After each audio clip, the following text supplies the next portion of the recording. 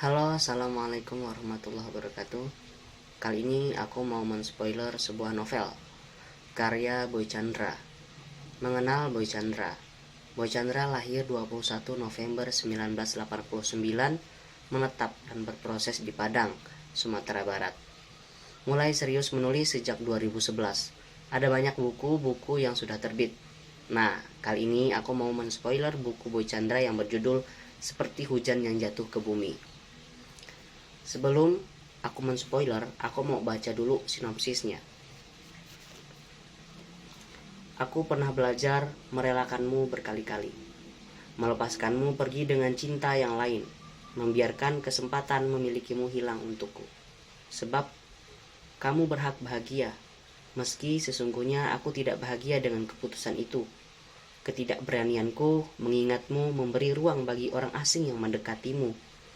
Kupikir hidup akan baik-baik saja. Semua orang berjalan seperti sedia kala. Kamu dengan seorang yang memilihmu, aku dengan hati baru yang mencoba tumbuh di hidupku. Kuberikan hatiku pada seseorang yang lain. Kubiarkan dia menggantikanmu, namun aku keliru. Melupakanmu ternyata tidak pernah semudah itu.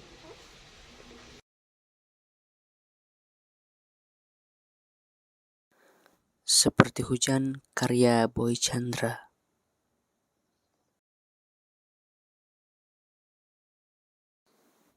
Novel ini mengisahkan cowok dan cewek yang menjalin persahabatan sejak masih kecil hingga sudah duduk di bangku kuliah. Namun, ternyata cowok tersebut diam-diam memiliki perasaan suka terhadap sang sahabat. Keduanya dikisahkan sebagai tetangga dan sudah menjalin hubungan persahabatan sejak sekolah dasar. Mereka tumbuh dewasa bersama dan saling bantu sewaktu mendapat masalah, terutama Nara yang selalu curhat ke Kevin saat mengalami kerumitan hubungan asmara. Kevin selalu ada untuk mendengarkan dan menenangkan Nara ketika dia sedang putus asmara. Namun, ternyata hal ini menjadi sebuah siksaan berat bagi Kevin karena dia diam-diam menyimpan rasa suka terhadap sahabatnya tersebut. Meski begitu, Kevin tidak pernah berani untuk menyatakan perasaannya tersebut ke Nara karena sang cewek selalu menganggap Kevin sebatas teman saja. Kondisi hati dari Kevin kemudian semakin kacau tatkala Nara jatuh cinta kepada seorang mahasiswa ahli panjat tebing bernama Junet. Kini dia pun dihadapi dilema antara menyatakan rasa suka kepada sang sahabat atau memendam perasaannya saja. Mereka disibuki dengan kegiatan mereka masing-masing. Kevin disibuki dengan kegiatannya praktek lapangan di sekolah dasar, sedangkan Nara sendiri sibuk dengan hubungan percintaannya yang sangat mesra. Bahkan mereka berdua sering manjat tebing bersama-sama. Hubungan mereka renggang dan sepi-sepi saja. Banyak mahasiswi yang di luaran sana cinta terhadap Kevin. Namun karena sikap Kevin yang dingin, mereka pun jadi berpikir dua kali. Namun tidak dengan wanita satu ini, di mana ia mencintai Kevin sangat tulus. Bahkan ia pernah menemani Kevin dan sering menyatakan cinta walaupun ia tetap tidak direspon oleh Kevin. Tapi suatu ketika Kevin berpikir di hubungan dia dan Nara renggang, dia merasa sepi, lalu dia merasa butuh teman. Maka perempuan ini dia responnya dengan pelan-pelan, ya walaupun sikap dinginnya itu tetap kental. Pernah suatu ketika dia diajak perempuan itu untuk dinner, makan malam di suatu restoran. Namun ketika itu Kevin ditelepon oleh Nara, di mana Nara meminta Kevin untuk menemaninya pergi ke mall. Lalu Kevin langsung mengiyakan dan menyetujui itu karena dia menganggap Nara itu adalah hidupnya. Suatu harus diprioritaskan untuk Nara.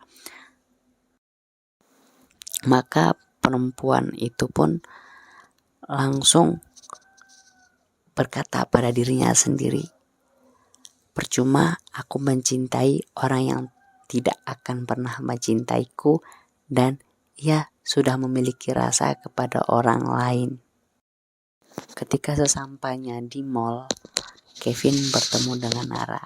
Lalu Kevin bertanya, ingin belanja apa?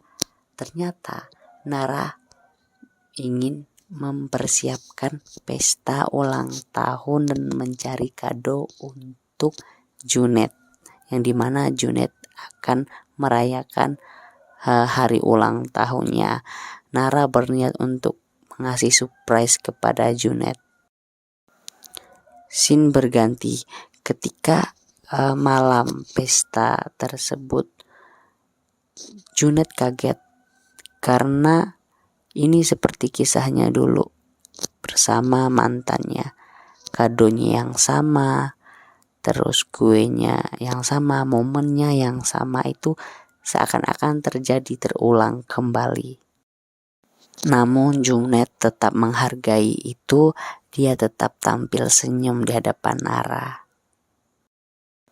Malam itu Nara begitu cantik, sampai Kevin senyum-senyum sendiri melihat manisnya Nara dengan menggunakan balutan gaun hitam dan bando yang sangat lucu.